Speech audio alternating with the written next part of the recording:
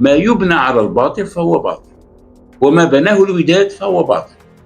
وإدارة الوداد لم تكشف لنا عن نواياها. دائما الجملة التقليدية: سنذهب لنلعب بكل إمكانياتنا لتشريف الكرة المغربية. عن أي تشريف؟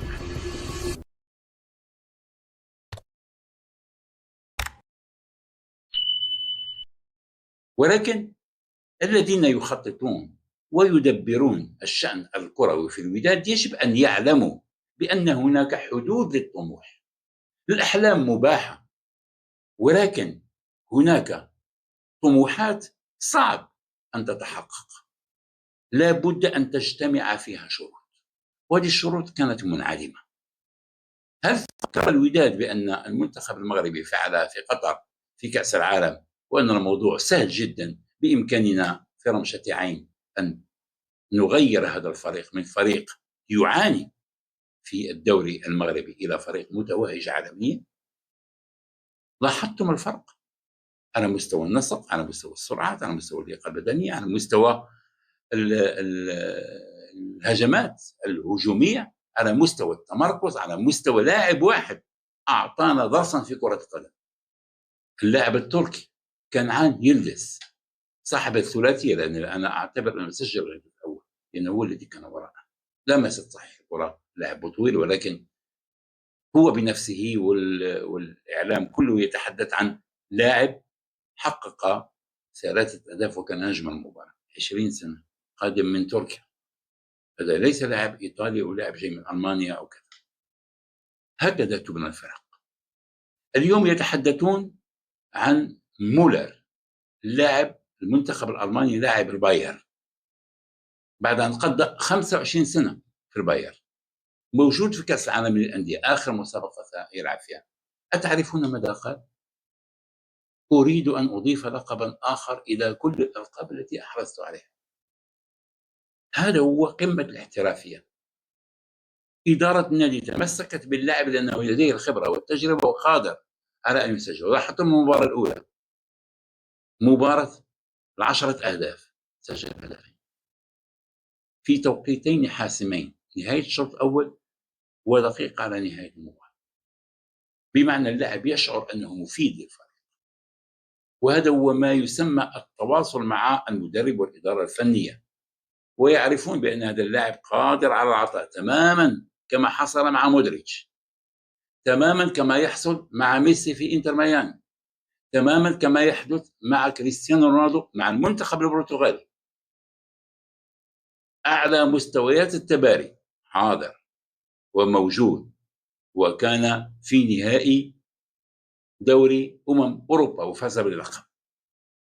لذلك هذا هو التخطيط وهذا هو الطموح، يبنى على أسس ولا يبنى على باطل. دائما ما يبنى على الباطل فهو باطل، وما بناه الوداد فهو باطل.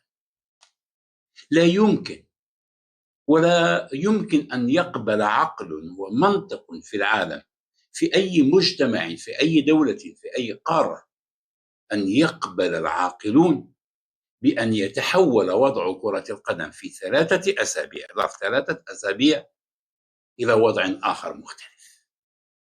لا يمكن أن تصنع من فريق عجز عن إحراز لقب الدوري المغربي على علاته، وأن تصنع منه فريقا في 3 أسابيع ليهزم لك السيتي ويهزم لك اليوفي ويتأهل الدور الثاني في كأس العالم للأندية.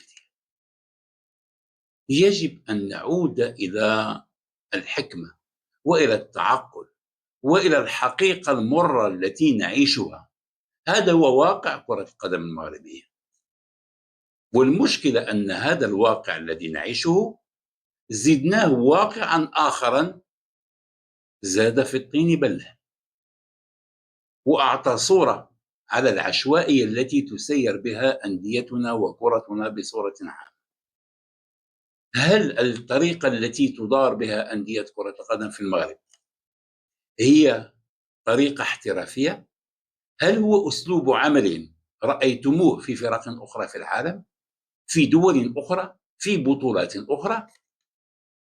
هل يمكن أن نتخيل في دوري ألماني وفي دوري إنجليزي وهولندي وإيطالي وإسباني وبرتغالي ويوناني، وفي النيبال وفي الموزمبيق وفي بيرو وفي غواتيمالا، ولا نتحدث عن غوام وهذه الدول الصغيرة التي نعرفها فقط حينما تبدأ تصفية كأس العالم وتختفي.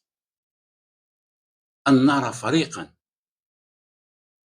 يعتمد سياسة جلب لاعبين 3 أسابيع أو شهر قبل انطلاق كأس العالم للأندية ليلعبوا معه هذه المسابقة ويغادروا. هل يمكن أن نتخيل أننا نقدم على ما يسمى، وهذه التسمية الحقيقية لما شاهدناه، لأن ليس هناك مرجعية ممكن أن نأخذ منها اسم، عملية فبركة فريق.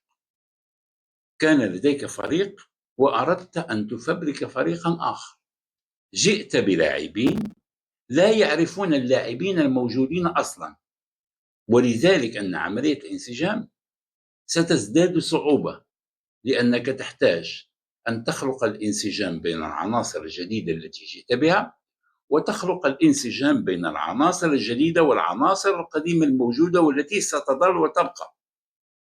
ولهذا اليوم من حقنا أن نتساءل كيف يمكن أن نفكر في خلطة من هذا النوع، وأن نفكر في خطوة بهذا الحجم بالمصاريف التي كلفتها استخدام لاعبين خصيصا لكأس العالم للأندية، ويجري الوداد نفسه خارج السباق بعد مباراتين. من أوحى، وربما حينما نقول أوحى ممكن أن نحمل معنا أفكار جيدة، من أوهم إدارة الوداد بأن هذا هو الحل المثالي للظهور بالمظهر الذي كانوا يطمحون إليه والذي لا أعرفه أنا؟ هل كانوا يريدون مشاركة مشرفة؟ هل كانوا يريدون إحراج السيتي واليوفي؟ هل كانوا يحلمون بأنهم قادرون على إقصاء إما السيتي وإما اليوفي؟ لا نعلم، الله وحده يعلم بالنوايا، وإدارة الوداد لم تكشف لنا عن نواياها. دائما الجملة التقليدية سنذهب لنلعب بكل إمكانياتنا لتشريف الكرة المغربية. عن أي تشريف تتحدث؟